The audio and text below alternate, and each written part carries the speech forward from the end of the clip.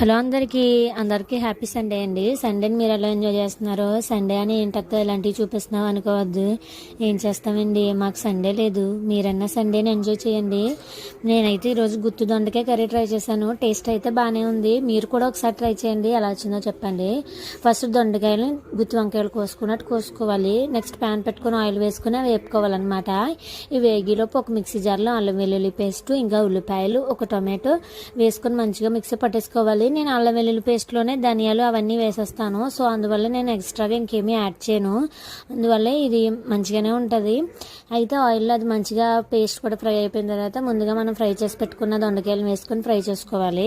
ఇవి కొంచెం మగ్గిన తర్వాత ఉప్పు కారం వేసుకోవాలి. కావాలంటే మీరు ధనియాల పొడి అవి కూడా వేసుకోవచ్చు. నేను మసాలాలు అవి వేస్తానని చెప్పాను కదా అల్లం వెల్లుల్లి పేస్ట్లోని. అవి కొంచెం మగ్గిన తర్వాత వాటర్ వేసుకోవాలి. సండే మీరేమి స్పెషల్స్ చేసుకున్నారో కామెంట్ చేయండి. మేమైతే ఇదే బగారా రైస్ వండాము ఇందులోకి. అదే మేము